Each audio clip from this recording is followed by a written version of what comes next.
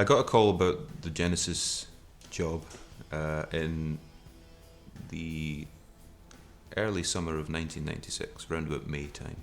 It was my brother's birthday, I remember that, and I was in the middle of making my breakfast, and the phone rang, and it was Tony Smith asking if I would audition with a view to replacing Phil in the band because he'd left. Certainly by the time We Can't Dance came out and by the time we did the tour, I had no intention of leaving. That was still, I was getting more of me out on that album and that tour than ever before, so it was just the personal events that coloured the direction that I went in. We sort of knew that Phil felt it was time to move on, I think, for him to do other stuff. So I think, as I've said before, and Tony has, I think looking back, I think it was great that Phil stayed that long. I think a lot of people who actually had that kind of solo career would want to move on, but I think he enjoyed, I'm sure he did, doing what we did. The writing process we have is still, I think, one of the most special things musically I've ever been involved with, and I think that was always there. But then it's time we've done it for a long time, it's time to move on, sort of thing. My inclination was, let's call it a day, or let's see, who knows in 10 years' time, like now, in fact. He might sort of say, why not have a go again? But, we talked about it, and Mike particularly was quite keen. He said, well, let's just go in the studio, see what happens, Right, so improvise, see what happens. So of course, we went in the studio, started improvising, this sounds really good, I like this bit and stuff. But it was just the two of us, and we needed to get a singer. So that was the problem, really, trying to find a singer. The initial reaction was wow, what a strange call to get, and what a strange situation to find myself in. I guess soon after that, I started to think about it and thought, is this really for me? I'm not really a big fan of Genesis. I don't really know all that much about them. Is it something I should be doing? And I'd also been recording or writing an album, the first album after Stiltskin's record, and I'd just finished it, so I was really quite passionate about what I'd been writing, and didn't want to stop. But of course, you're faced with, singing with one of the biggest bands in the world, or just carrying on in your kind of small career. And I think in hindsight, big part of me wishes I'd carried on with my career.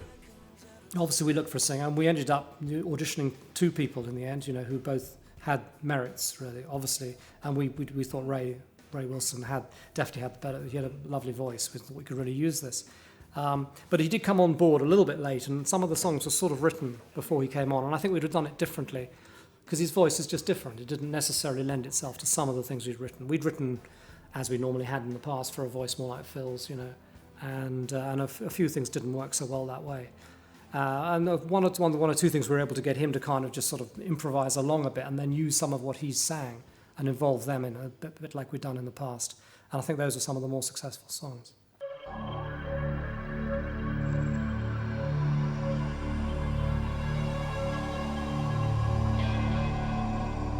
I think when we were writing, the one drawback we had, writing as a two-piece, as if we were a three-piece, I think was quite difficult to do, looking back on it. Obviously I write on my own all the time, as does Mike, and you do all this sort of stuff, and it's not a problem really, because then you can go anywhere you like and you can do anything you like.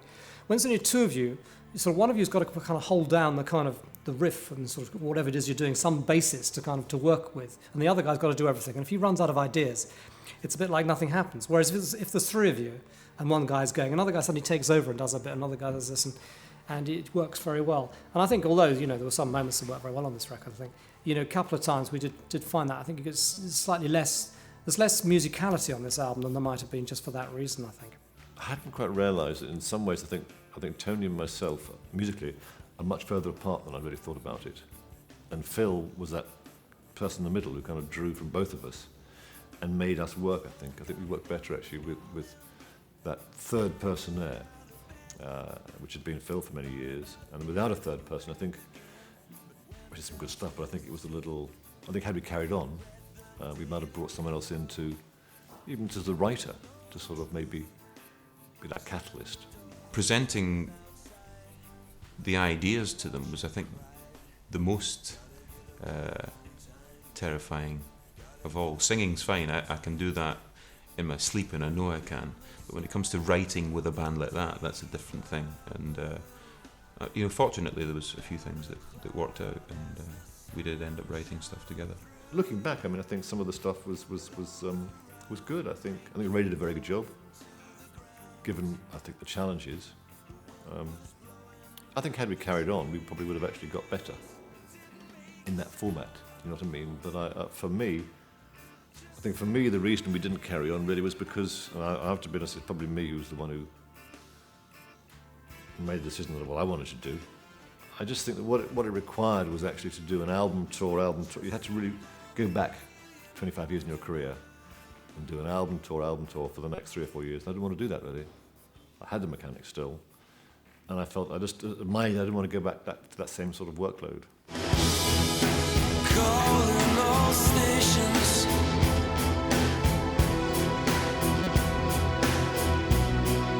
Can anybody tell me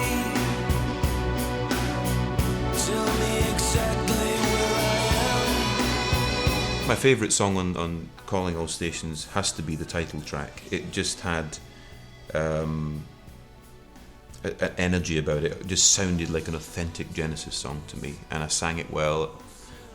Really, really enjoy that song. Yeah, I think the opening track was meant to be sort of something that's showed our the dark side, and that kind of melody really suits Ray's voice, I think. It was like the Mama track on the album. Mama was always one of my favourite songs, and Calling All Stations for me had that same drama about it. Dramatic kind of traditional Genesis, I suppose, in terms of the chords and the rhythm and everything about it. And then, vocal that's sort of, which is sort of, again, not rare for us, which doesn't really repeat all that much. Perhaps echoed slightly more earlier Genesis, this sort of feeling with Ray had a very dark voice, And I think towards the end of the song, it really lifts. It gets fantastic sound about it. I'd like to have lifted a little bit earlier on. I think that's my only feeling about that song. It needed to lift a little earlier. But it's still, I think, it's still sort of song I'm proud of. I think that works really well. I remember with these songs, I'd sing them 2 or 3 times, and then Nick Davis would kind of comp it together, the best from each take.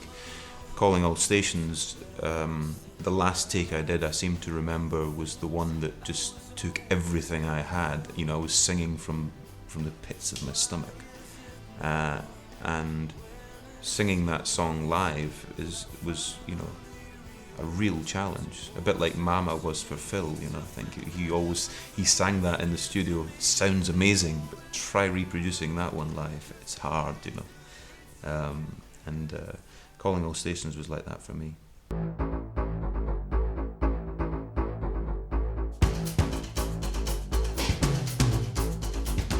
I was in New York City playing in a band, which the goal was to be a member in a band.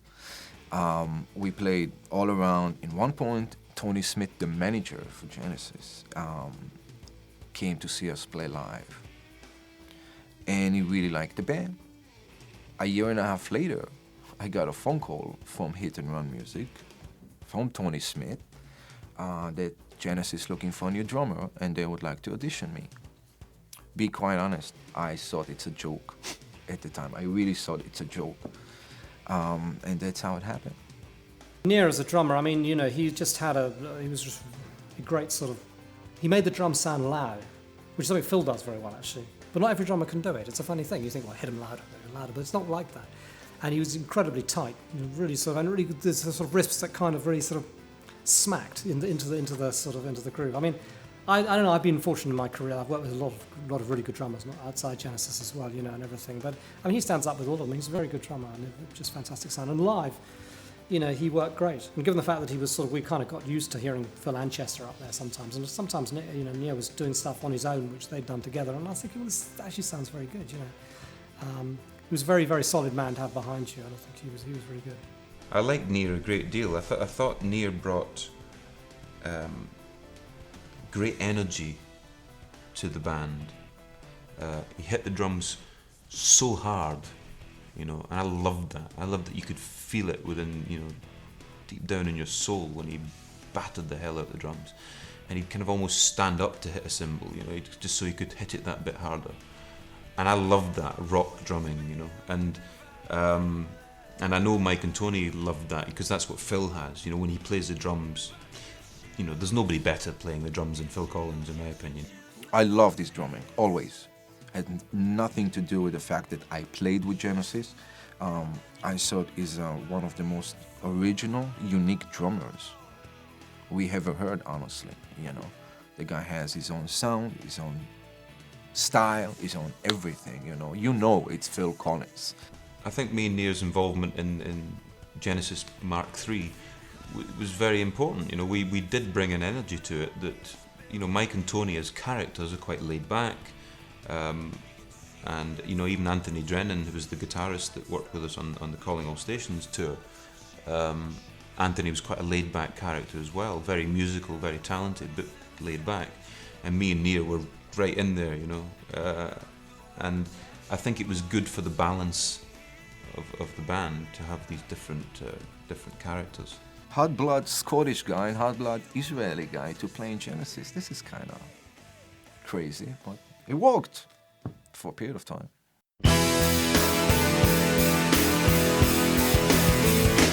Don't talk back to me.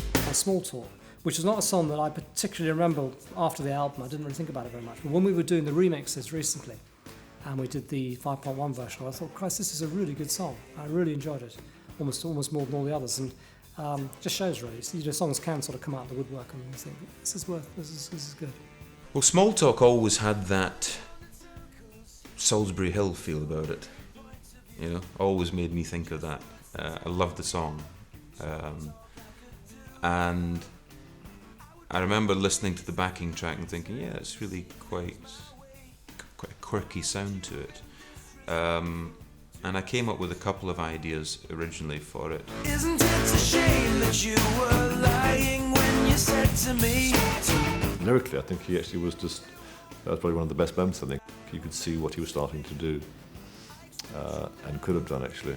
It's a great song, you know. And I think, you know, I can tell you as a session player, when you have a great song, it's very easy to play because it's there. You know when it's right or when it's wrong. And this was right from the beginning, this track. I think since we did the audition, I played on the track. We didn't have the complete track, but it was there.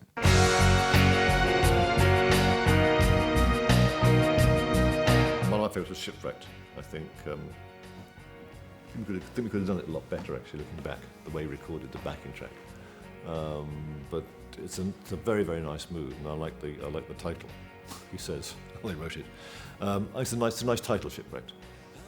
I think if you had a producer, I mean, Nick's an engineer producer, Nick Davis, but had we had a producer who was more of a producer in terms of trying to get ideas and develop songs, we probably could have done a better version of that, I think.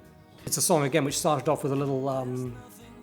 I just did a sample of something Mike played, and then sort of did it and got this little riff which sounded really good, and then screwed it up to make this sort of very thin sound, and we sort of wrote the song around this riff. And I think it still sounds pretty good to me. That really. It's an interesting song, but yeah, it's a good track, and it fitted the style, the way I sang, and you know, I made that song my own.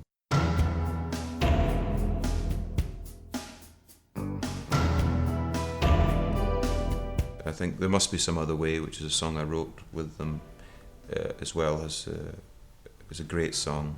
And there's a song on the new disc called Run Out of Time.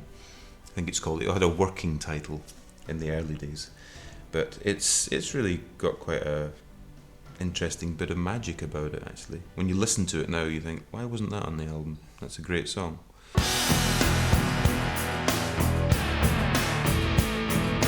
Drummer point of view, of course, the rhythmic, you know, Congo was a lot of fun. You know, has this rocky, funky-ish kind of groove, and of course the dividing line. It's as a drummer, you know, it's like being a kid in a candy store. You know, it's like, you know, doesn't happen very often that people tell you, okay, you can hit whatever drum you want on this song. You know, usually less is more. And this particular one, it was more is more, you know, that was a lot of fun, this song.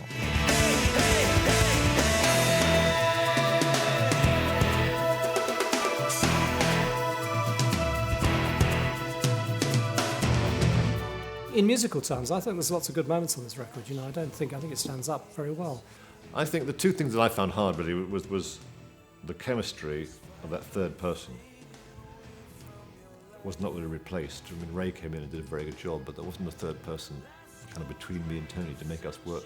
I think like Phil used to. Probably a lot of it didn't go.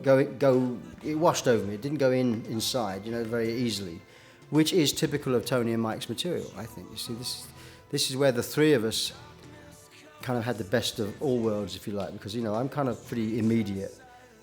Tony's kind of a little bit, you may not know it at the moment, but you'll probably be singing this to yourself in a couple of weeks' time, you know. And then Mike is somewhere in the middle there. He'll write things that, not that immediate, but then, you know, I mean, it's just a kind of, it makes the things deeper. It makes the stuff deeper when you've got the three of us writing. And I could see that there wasn't much of that immediacy there, which means people had to invest their time in listening to it. And I don't think people wanted to. They either didn't want to, or unfortunately the timing was such that we were entering this soundbite stage of our lives, you know, where everything is now reduced to like the shortest possible time, because people, you know, if they don't like it, they'll turn it on to the next track. If they don't like it, turn it on to the next track. The commitment that people had when they started buying our records, you know, just isn't there for most people. I was very happy working with Mike and Tony. I thought, you know, the perfect gentlemen to work with, both very talented, you know, and it was, you know, I learned a lot working with them, the way they go about writing. So yeah, I enjoyed it. You know, I was always looking forward to writing the next album with them, because I felt we could have started the whole process together rather than me coming in late on and throwing some ideas in there. I think if we'd started the whole process together, could be quite interesting. People forget, you know, Pete left in 75, you know, that career was small, well, great fun, but small, whereas the next 30 years were sort of, 25 years were a big part of our career. You can't, the only way you can replace history is by giving more history, and that takes time. I'd like to have worked with Ray on in a studio from the word go. It would have been interesting to try to write for that voice, so it would have been a different approach. And I mean, we did even consider the idea of perhaps, you know, using both Nia and, particularly Nia, I think, and Anthony Drennan as well. And I think he's a great guitarist. I really liked different kind of guitarist to what we've used in the past, but it's still a really, really lovely style. And the idea of, you know, using them a bit on the album as well, rather than, you know, sticking with just the three, would have been quite an interesting thing to do. But, you know, there comes a point sometimes you've got to sort of, the writing seemed to be on the wall, I think, and we just sort of read it and thought, it's probably time to sort of just give it a bit of a break.